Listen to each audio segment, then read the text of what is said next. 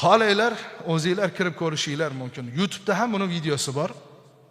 Bo'lgan voqea. Bir inson hajga niyat qilib yo'lga chiqib Madinaga boradi. Rasul akram sallallohu alayhi va sallamni ziyorat qilar ekan, yig'lab bu muhabbat. Yig'lab ravzada uxlab qoladi.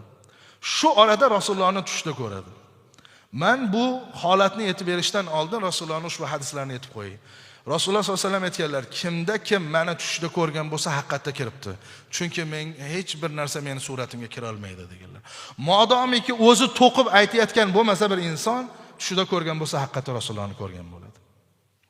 Haligi inson muhabbat ila Rasulullohni tushda ko'rdilar va Rasululloh sollallohu alayhi vasallam oldilariga o'tirganda savol berdilar. Ya Rasululloh, qaysi salovatni aytsam siz xursand bo'lasiz? Qaysi jumlani ishlatsam siz xursand bo'lasiz? Menga o'rgating shu salovatni, hayotligimda shu salovatni sizga aytay. Shunda Rasululloh aytdilarki, Shomga bor dedilar. Shamsu Shamni top. Shamsu Sham degani Shomning quyoshi.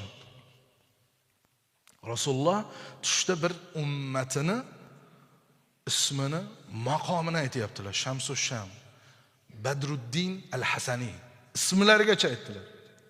Borasan, topasan va shundan so'raysan. Mendan unga salom ayt. U aytgan salovatni o'rganib ol. O'sha salovatni men yaxshi ko'raman dedilar. Tursalar tush, haj qilib bo'lganlardan keyin darrov qasd qilib haligi Shomga bordi. Shom bugun bizni zamonamizda Suriya davlati.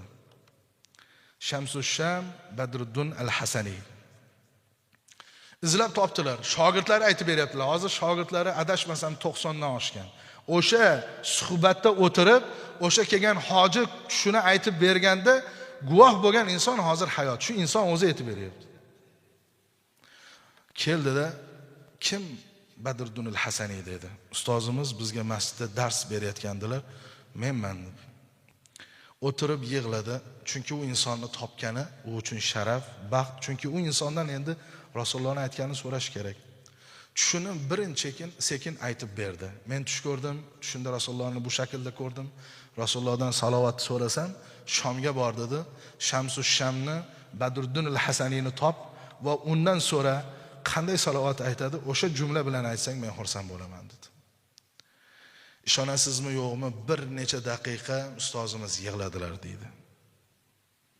Endi tasavvur qiling, sizni bir inson tushida Rasululloh bilan ko'rishsalarda siz to'g'ringizda aytsalar. Bundan ortiq baxt yo'q-ku odamga. Musulmonga, boshqaga emas, musulmonga, Rasulullohni sevgan insonga bundan ortiq baxt yo'q. Modomiki bir inson kelib, men tush ko'rdim, sizning ismingizni aytdilar, siz salovat ko'paytar ekansiz, bo'ldi. Dunyoingizni berib yuborasiz o'sha tush evaziga. Aslida tush pulga sotilish, hali pul ber degan ma'noda aytilmaydi, lekin shu gapni o'zi tamom. Ustozimiz bir qancha muddat yig'lab o'tirdilarda, endi men senga o'sha doim aytib yuradigan salovatimni aytay, yozib olgin dedi-da, haligi inson darrov kissasidan qog'ozini, qalamini chiqarib yozib oldi. U salovat quyidagicha edi. Allohumma solli ala sayyidina Muhammad an-nabiyil ummi al-mahbubil alil qadamil azimil jah. Mana shu bir qator jumla. Inshaalloh men harakat qilaman bugun o'sha Hanafi Uz kanalimizga shuni katta qilib yozdirib tashataman. Kiringlar, xohlagan vaqtinglarda shuni ko'chirib olinglar, shuni aytib yuringlar.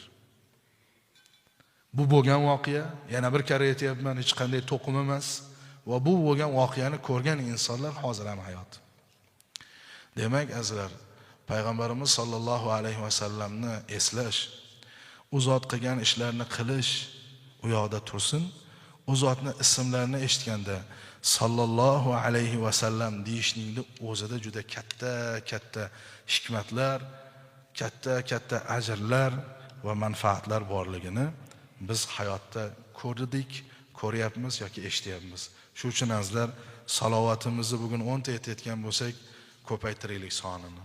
100 ta aytayotgan bo'lsak, yana ozgina ko'paytiraylik.